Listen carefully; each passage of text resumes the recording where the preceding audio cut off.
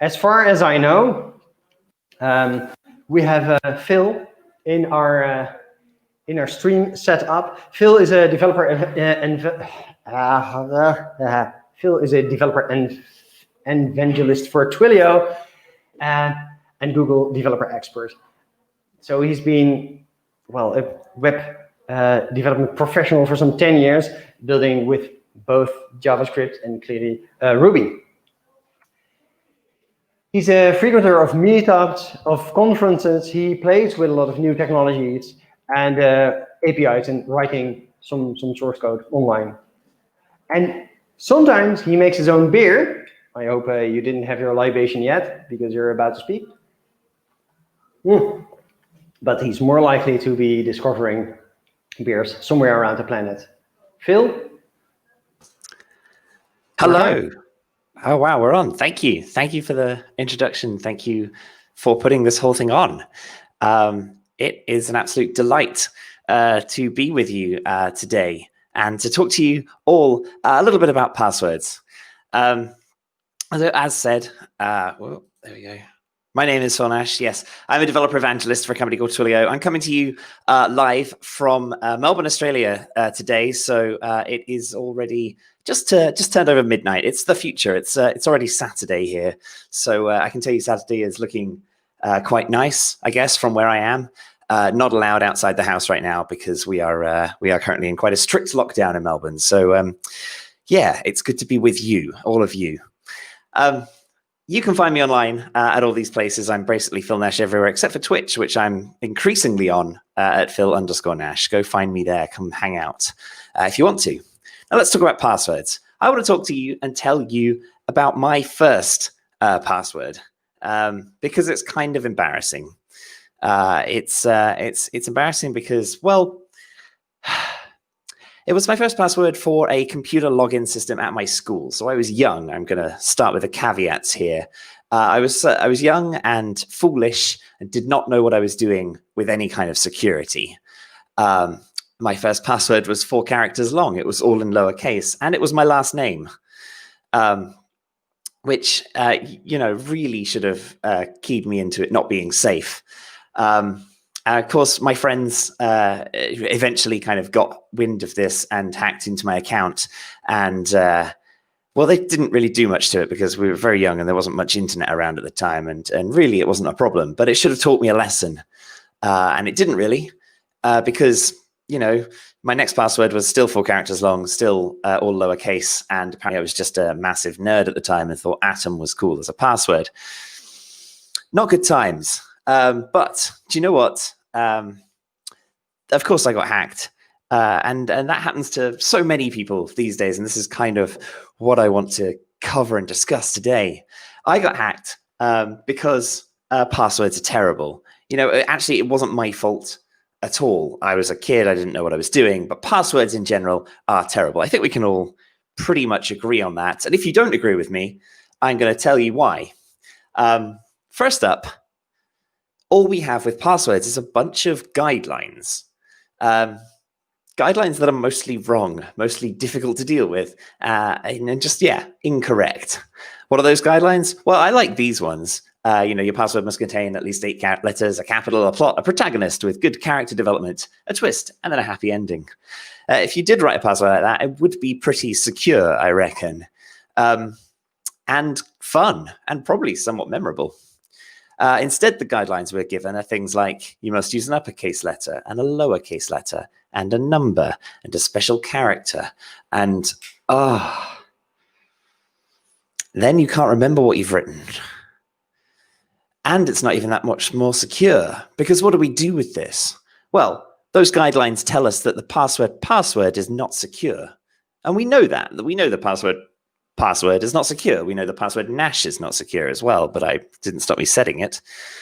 But we know the password is not secure, but the password one, that is secure, right? It's got everything. It's got an uppercase letter. It's got all the lowercase letters. It's got it's got a number. It's got an exclamation point. That's a special character. We're now in the secure realm of having a password that no one will ever be able to touch and hack, right? I know you can't answer me or nod along because I can't see you, but I'm assuming you're all nodding at your screens right now, being like, yeah, this is super secure. But of course, there are other guidelines, like we better change those passwords regularly. You know, we don't want people having them for too long, because then they'll get broken, then they'll get hacked into. Yeah, cool. So we have our super secure password, but time's come for us to change the password. What do we do? What do we do? We can maybe add a number to it, I guess. And this is still incredibly secure. And then the time rolls around again and we do it again, and it's all still secure, right? It's fine. We got password 123, bang, we're all good. Super secure. I don't know. I think that's pretty guessable. Probably. You probably agree with me. In fact, password is a fairly common word. Defaulting to the number 1 would be probably the first thing you'd guess if you were guessing anybody was adding a number to a password. And I think the exclamation point, it is right there on the 1 key along with the shift when you press shift as well. So you might guess at these. In fact, like we've just created a pattern for ourselves, and that's not a good thing. That's not a good thing for us. It's a great thing for people trying to hack into or get into our account. We've made a pattern because this super secure password here really just looks like this. So it's a dictionary word with an uppercase letter, a number of lowercase letters, a digit, which is probably 1, and a special character, which is probably an exclamation point. So if you were writing some kind of script to guess at people's passwords, you could use this pattern to cut down that potential space of passwords. Dictionary words, uppercase letter, a bunch of lowercase letters, a number 1 or any digit, and then an exclamation point. And if you don't get too many hits with that, you can start going through the different special characters or the different numbers. So that's not great. And remember, when you are attacking, if you are an attacker trying to get into somebody's account, it doesn't matter. And I am watching the talk here, the chat here as well. You put the number at the beginning, nobody thinks of that. It doesn't matter if you get it right, you as an individual, because there's somebody, as a developer, we have users like in our systems using these passwords. We, as developers, are responsible for protecting those people. And we are not protecting them by giving them the guidelines that they need an uppercase letter, several lowercase letters, a digit, and a special character. So I've got an example of this, actually, of how this actually manifests itself in real life. I've got one from around this side of the world.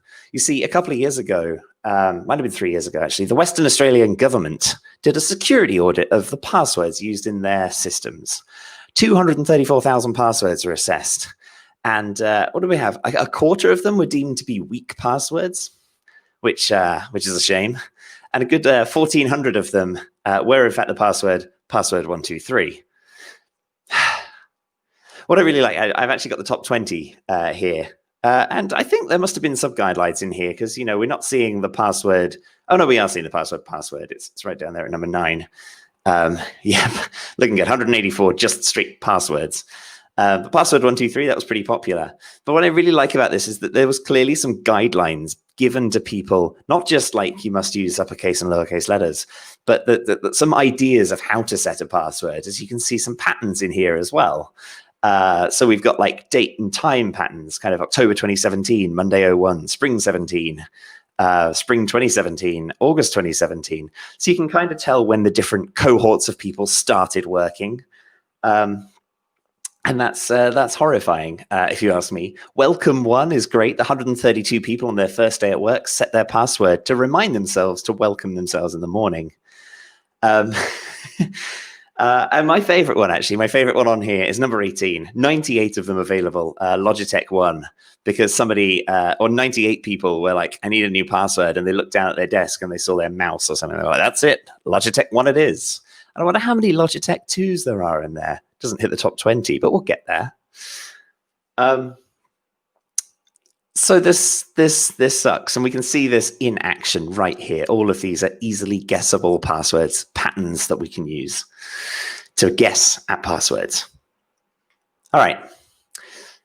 So once I moved on from writing really terrible passwords, I actually came up with a really good one, I thought, for a while. It's my best password, right? We're in quotes here. I'm not actually going to tell you what it is in case it does still exist out there on on an account somewhere. I'm scared and I don't want you to know it, just in case. But I will tell you a few things about it because I don't care that much. It was 8 characters long. I was pretty pleased about this. 8 characters. It's twice the length of my name. Come on. They were numbers and letters. So that's pretty sweet, and a mix of them, and they weren't just all at one end or the other. Although uppercase letters only. I was very uppercase on this one. And it was the model number of a piece of hi-fi equipment in my room, which I find amusing because if anybody was to come round to my room at the time, there's just my password like on display. Now, it didn't say password next to it. It was just there in my room, read out. It seemed pretty random at the time. It seemed pretty good. And actually, I don't think anyone's ever guessed it. But that didn't stop me getting hacked and losing access to a few accounts, actually. What was it? I think in one day, I lost access to my Spotify account and my Skype account and nearly my Dropbox account. But I had two-factor authentication set up on that. So I knew there was a hack happening because I got a text message saying you're trying to log into your Dropbox account. And I was like, I'm not trying to. Oh, that doesn't sound good. I managed to recover both the other accounts, the Spotify and the Skype account. And I wish I'd saved the history of what the people had done with my Skype account, because they had used it to propose marriage to a bunch of men in French, which was odd because they hadn't changed the name of the account. It was still Phil Nash. And then there was a bunch of French, and I got really scared and deleted everything, and I haven't really been back in there. But I got hacked. I got hacked with my pretty secure password. But what happened? It's because I was so pleased with said secure password that I used it everywhere. This is not smart. It's not smart, right? I used it everywhere because I thought it was secure, and therefore it was safe to use in all of these places, all of my accounts. Not a good idea. Not a good idea because even though I'd managed to keep my password safe, that was not the case for people like Adobe or Dropbox or Bitly or Last.fm or LinkedIn or Discuss or Tumblr, all of which my password has appeared in breaches for. And they're just the big companies I can name. And from quite a while ago, my passwords haven't been dangerously in a breach recently, but there are breaches of user data and plain text passwords and poorly hashed passwords every single year, every single month, every single week, every single day. There's another breach of data where some other site is handing out all of our passwords to the world. That makes me sad. If you don't already know about it, you should be checking the site haveibeenpwned.com. This allows you to plug your email address in, and it will email you every time one of your user accounts and its credentials appears in one of these breaches.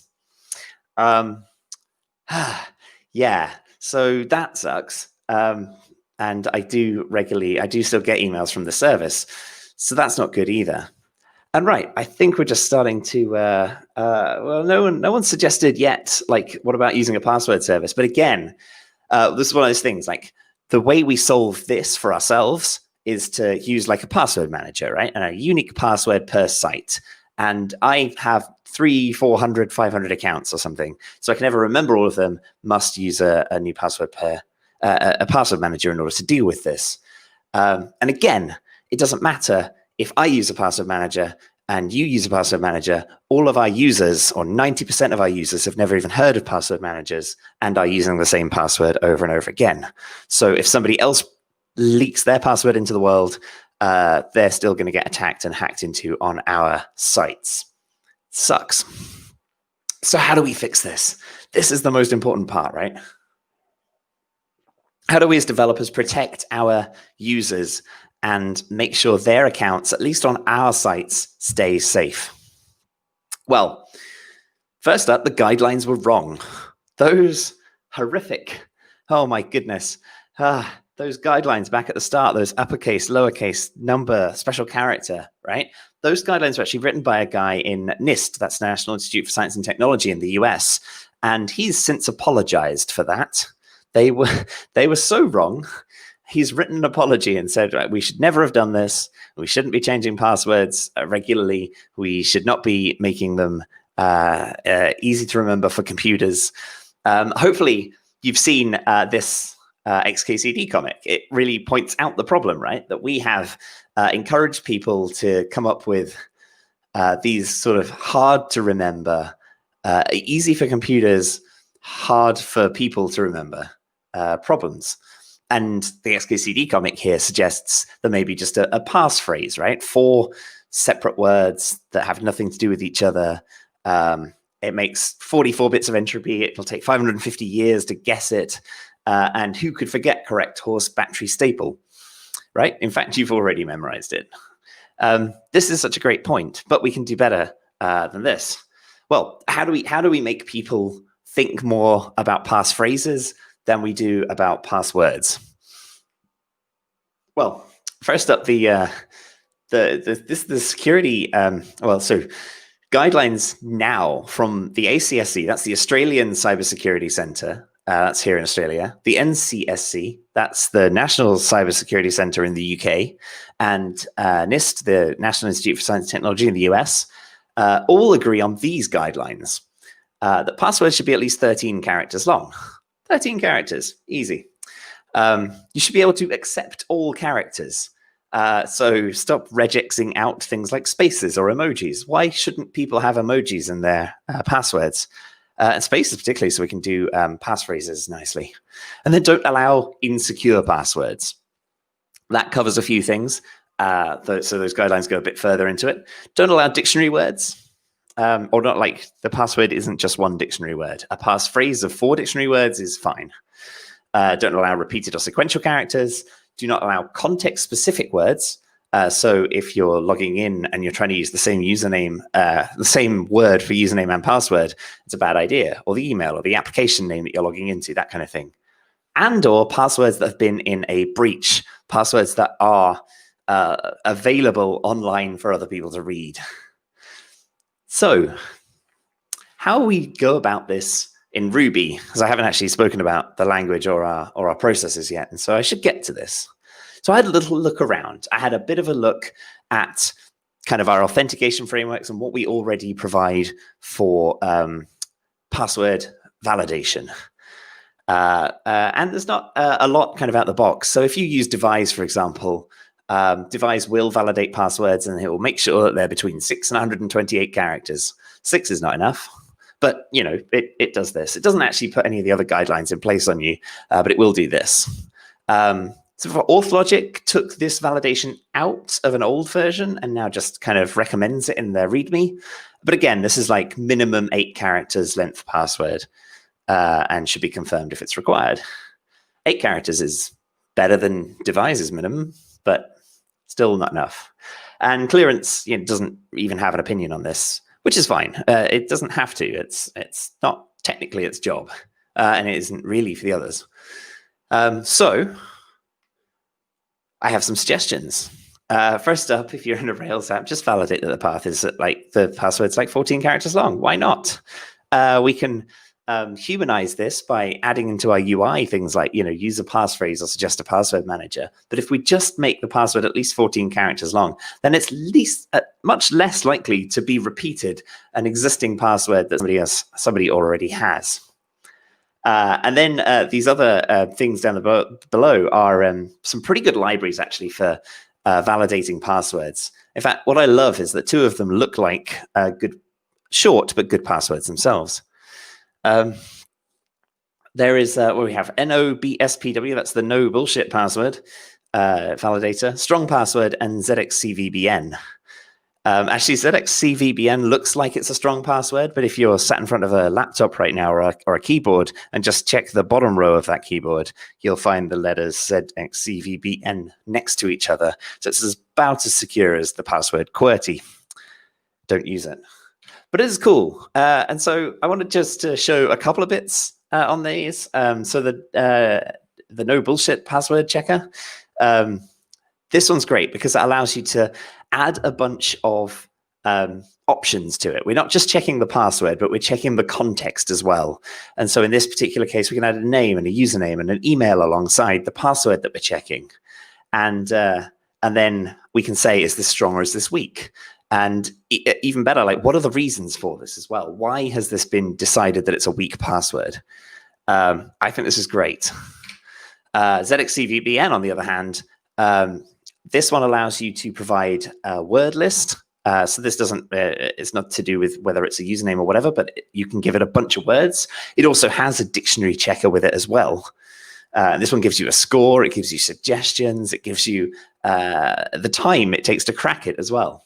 And there's one other thing I really like about ZXCVPN is that the Ruby version is actually a port of a JavaScript version that was originally written by Dropbox. The good thing about that is that we can then use ZXCVPN on both the front end and the server side to give users both instantaneous feedback, but also the same password validation experience, whether they're doing it in the front end or if they skip past that to the back end. Actually, I want to show you these in action because I do think they are pretty cool. So if we just jump into IRB right now and we can explore things. And if you have passwords that you'd like to be checked live in this talk, pop them into the YouTube chat, and I'll run them through the checker here. Because if we take NOBSPW and its password checker, pass it a password. What was the one I was using? Phil Nash rules. I like that. But we'll pass it a username as well. Nice. I can look at that and I can check whether it's weak. And it is weak. It is weak. No. Yes. Well, okay. No, I can see that some people are putting their real passwords in, and that's where we're getting stars coming through. I see the problem here. Is the password weak? Yes, it is. And this is the best thing. Like, we can look at the reasons that it's weak. And in this particular case, I included the username in the password. Other than that, it's quite a long one. I think NOBSPW likes things to be kind of 9 or 10 characters long before it stops saying it's a short password. So I really like that. What if we do, whoops. I'll just check out, oops, 123. Ooh, I just meant 102. And that one is weak because it's too short, I think. Reasons. Password too short and too common. So it does come with, NOBSPW comes with a bunch of common passwords with it, so it can check against that. And so actually, like, you know, if we did the same thing with just the password, at that point, it's also weak. Yeah, and the reasons, there's going to be common password again. And that's still the same, like, you know, if we have password 1, bang, as well, it's weak. It's not weak. That's right. So this one falls down a little, actually. It's not my favorite for that. This one. So NOBSPW had some good things, but it still falls down a little bit on those pattern-based passwords. So let's take a look at my absolute favorite, which is ZXCVPN. And we can do ZXCVPN.test. I can't type now. We're going to test like password 1 bang. And here we get like a score. This goes from 0 to 4, where 0 is terrible and 4 is unbeatable. So this is 0. So we get like the crack time, which is really quick. And actually we can display that, and it has like instant. So you can write a message back to your user saying, this is a terrible password. It'll be instantly cracked. And it comes with like feedback. I like this. So we got warning. It's similar to a commonly used password, or it is a commonly used password. And we also have like suggestions. Suggestions is really good. We got built-in suggestions to say, hey, this is how you can make your password better. So this is just a cracking library for that kind of stuff. I'm going to move on because I realize I'm talking just quite a lot and coding a bit, and Where did I put my slides? There they are. Cool. So that was that. But what about those insecure passwords? Now, we've seen how we can add dictionary checks to things like NoBSPW or ZXCVPN. But what about those hacked passwords? Well, thankfully, Have I Been Pwned, which has been collecting all of these password breaches, has what's called the Pwned Passwords API. And so Pwned Passwords is currently, at last count, a list of 572,611,621 passwords that have been previously exposed in various data breaches. Whew, that's quite a lot of passwords. So, good chance you're going to pick one that's in there. So we should help our users out. And like I said, there's an API. Now, you might be worried about this, particularly if you're security-minded, that if we have an API where we send passwords to somebody's API to check if they're valid, to check if they've been breached before, then we're just giving them more passwords. And that's not smart. But don't worry, that's not how it works. That is not how it works. Instead, when you get a password that you want to check against the Pwned Passwords API, you take the SHA-1 hash of that password. Now, I know that's not secure, but this is about numbers. It's a number game rather than a pure security like cracking a thing game. So what you do is you take the first 5 characters of that hash, and then you make the request to the API, which is at api.pwnedpasswords.com/range/ that 5-character prefix. And that is going to give you a list back of a bunch of remainders of hashes. And if your last set of characters in your hash is in anywhere in the list, then it has been cracked. And you can get the number of times it's been breached, not cracked, breached before. And so I wrote a gem for this just to make it easier, because nobody likes dealing with just SHA-1 hashes on their own. And so I am going to break that gem out just quickly as well. It is just called Pwned. I couldn't believe that nobody had taken a gem called Pwned yet when I wrote this, which is something. And so we can use Pwned, and it has a nice object model where we do password, new password. Oops. And we can check if it was Pwned, which of course the word password has been. And then you can be like, how many times have we seen the password in password breaches? Yes, it is 3,759,315. But there's an easier way to check this as well. We can just do the Pwned count of any password. So even our friend password1 bang has been in breaches 4,221 times. Now, what we're we had some suggestions earlier. Well, yeah. So I thought, well, Hunter 7, Hunter 2, 7. 7's been in 8,554 times. Hunter 2, 17,000 times, as you can see. My first password apparently breached 2,992 times, which is mad. And I only imagine actually that's quite low, because there's got to be some restrictions on passwords in most places that 4 characters isn't enough. An Atom less popular, but still pretty breached. Somebody asked to check, in this case, password. Oh, special character right there. 1, 2, 3. Yeah, of course it's there. 1,148 times. That's what were you thinking? Pretty much anything with the word password in has been breached a number of times. And of course, I think the most important one to check here is correct, as Hannes has put it in there, I think. Yeah, correct horse battery staple. Yes, 4 times. Which is slightly less times than my supposedly strong one has. And people without spaces, 123 times. So, bad times, everyone. Sorry about that. I actually haven't found a password that wasn't pwned yet. What if we put a 1 on there? 11. Yeah, okay. And an exclamation point. We've got a secure password. Don't use that one, though. So that's the pwned gem. You can use it on its own, and it comes with an active record validator. Or if you're using Devise, there's a plugin to Devise to validate your passwords with that as well. So use that.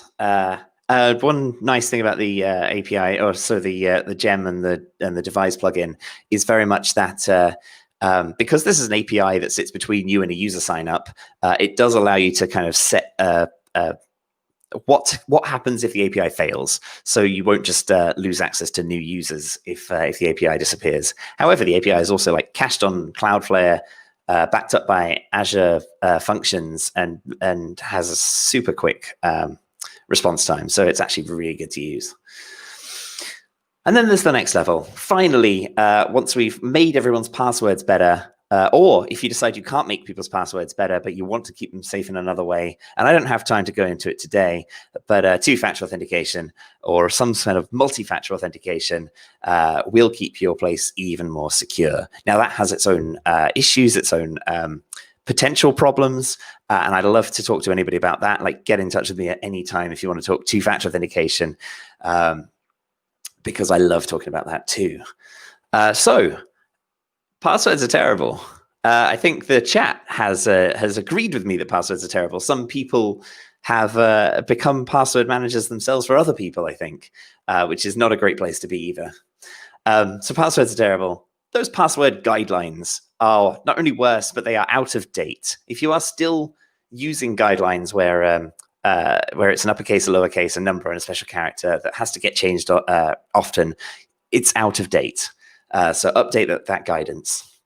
Make the passwords longer. If you have an application right now that has a minimum password length of 6 or 8 characters, just bump it up. Just bump it up. I'd like to see 13, 14, but like if you can get it to 10, we're going to make things better for our users ultimately and safer for them in our applications. Check against those breaches. The Pwn Passwords API is just an absolute savior at that kind of thing, and dictionaries and contextual words as well. Don't have people using common words, common phrases. And finally, implement two-factor authentication when you get to it. I promise you, you'll also make yourselves happy with that. That is all I've got for you on passwords today, this evening, this morning, as it is me already. It's been an absolute pleasure to talk with you. And thank you very much. Come find me online. I'll answer any questions if we've got time. Yes. Well, yes, I hope there is time to have some questions. One moment, I hear myself, but if I pull this thing out, I cannot hear you. So this is going to be funny. I'll put this thing back in when I ask you a question. So, most importantly, you talk about, well, things that we can fix for our users by making sure we'll have some validation in place. So for me, that is just one web request too late. We have authentication in place to make sure that our users are well doing the things right. That is fine. But how do we actually improve our user? How do we make sure that maybe they don't have multi-factor authentication, but how do we make sure they start generating proper passwords? That's a great question. And it's one of the reasons, like I said, that ZX CVBN is such a great library to use, that you can use it on the server side and on the client side as well. And it comes with those suggestions out of the box. I mean, you can build, you can then also, ZX CVBN had the score that came along with it. So that score can give you quite a good idea of how to build like a password rating thing. You've seen like password strength monitors before, but they normally are they're normally doing that kind of regex. Has it got a capital letter? Has it got a thing? But again, ZXCVBN is doing that based on the entropy of the password as well. So if we give those ideas as part of the process of putting in the password, we are saving the user at that point, and we're educating them as well. Yeah. I think so. I'm happy to suggest as well, like always having 14 characters at least, because that's actually what we do at Twilio. Yeah, but my question is more. I do understand it's a very good idea to make sure that they can't enter well, a password that is not long enough, but how do we actually, instead of using a web form, make sure our users change? Instead of our web forms get safer, how do we make sure our users get safer by just thinking the right thoughts by default?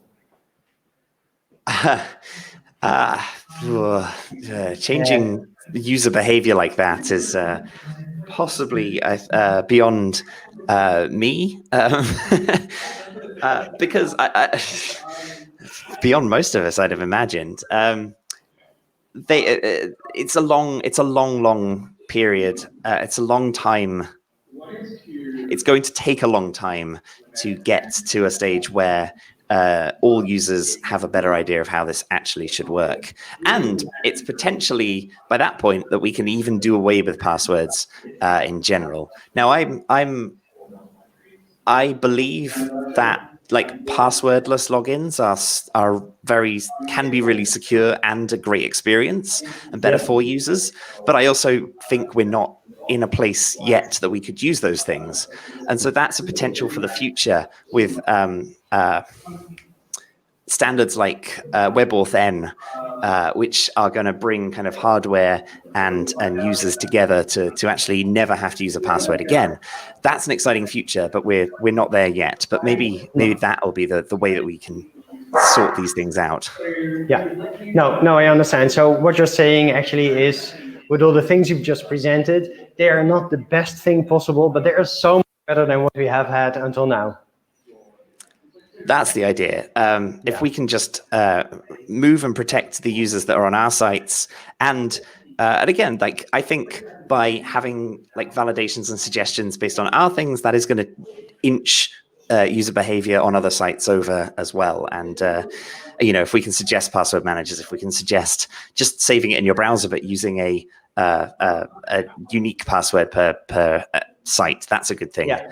I use Firefox most of the time, and in a new password scenario, Firefox at the moment is like, "Hey, would you like this generated password? This random one? How about this?" I'm like, "No, I'll do my actual password manager will do that." But we have to just edge people to that. But you just know that.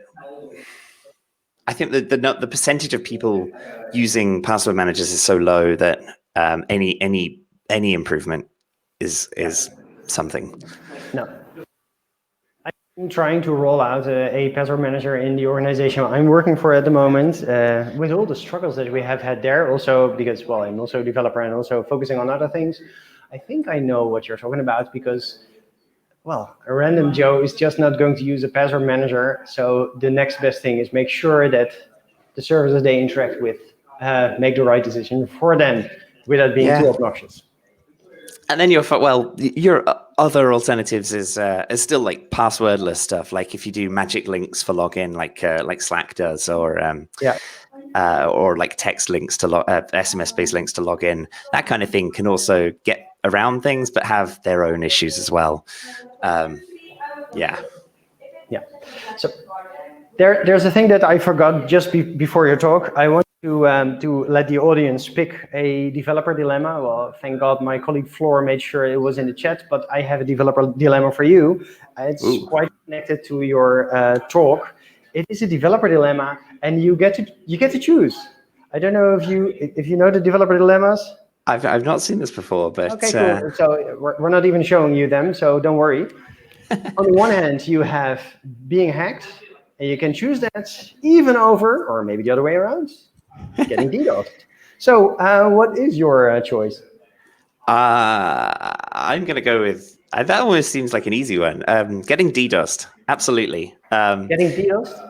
Yeah, I would rather have my service or whatever is getting DDoSed. I'd rather have that down than have people's data spilling out into the world or getting hacked. And even personally, like when I lost access to Spotify and Skype accounts, like I felt violated, especially because my Skype account was used for such weird things. So throw far too much traffic at me wherever I am. I'm very happy with that over being hacked. Nice. Well, the end result is, let me give it a second. Only 19% chooses to be hacked. Rest really likes to be DDoS. So I think you're onto something. 19% still seems like a 1 in 5 people are like, yeah, hack me. Yes. Why not? I guess it's all a learning experience. Well, you have to experience at least once. Yes. Thank you a lot for your talk, for educating us, making sure that we will be safer in the future. Yeah, hopefully we'll get to a future where passwords are a thing of the past. Well, our kids will laugh at this talk, I hope. Oh, yes. I hope so. Yes, I hope so too. Thank you. We can all be safer and happier that way. And yes, everybody else, go out and change your passwords now, because your passwords are terrible too. Thank you very much. When I'm done introducing the next speaker, I will do that.